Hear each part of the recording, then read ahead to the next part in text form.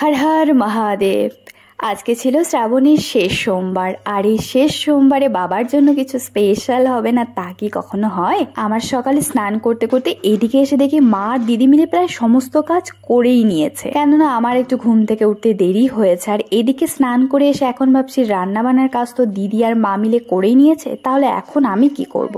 তাহলে চলো এখন যাই পুজোর ঘরে। তার আগে দেখি ছোট মিয়া এসে হাজির। ওই যে আজকে পুজো হবে আর ও সকাল থেকে আমাদের বাড়িতে থাকবে না তা কখনো? তোমাদের সাথে তো আগেই শেয়ার করেছি, ছোটবেলা থেকেই ও পুজো আর্চার কাজগুলো ভীষণ ভালোবাসে আর মায়ের সাথে সারাক্ষণ মন্দিরের টুকটাক কাজও করেই থাকে।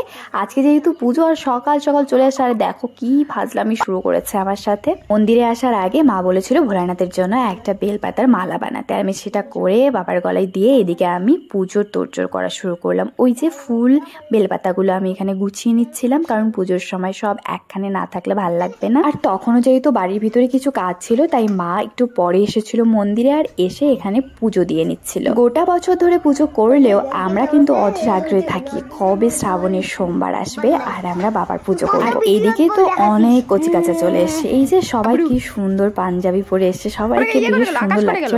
আমিও কিন্তু এই সুযোগে গিয়ে রেডি হয়ে এসছি। ওই যে শাড়ি পরার বাহানা পেলে আমাকে আর কে পাত্তা। এখন কিন্তু পুজো দেওয়া শেষ হয়ে গেছে, আমরা এখন যাব জল আনতে। জল নিয়ে এসে তারপর আমরা জল ঢালবো।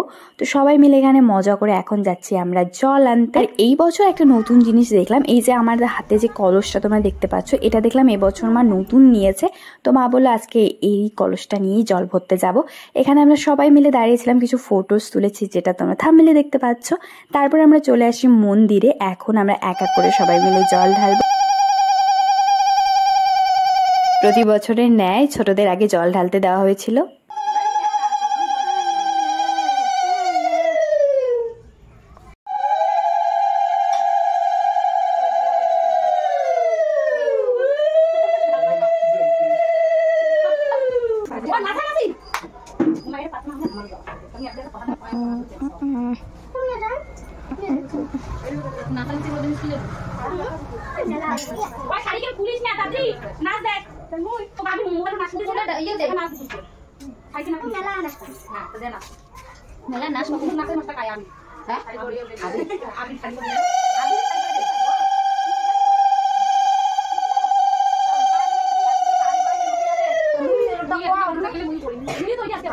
সব শেষে সবাই মিলে এখানে বসে পড়েছি, আমরা এখন প্রসাদ খাবো। তো প্রসাদগুলো আমি সবাইকে প্লেটে করে দিচ্ছিলাম, কারণ সবাই মিলে একসাথে বসে প্রসাদ খাবো। সবাইকে প্রসাদ দেওয়ার পর শেষে বসছিলাম আমি প্রসাদ খেতে। আর কাকিমার সঙ্গে একটা কথাই শুধু হচ্ছিল যে যতই তোমরা অন্য কিছু খাবার খাও না কেন, প্রসাদে তোমরা মানে খুব কম উপকরণ দিয়ে রান্না করলেও কিন্তু প্রসাদের স্বাদ একটু আলাদা রকমই হয়।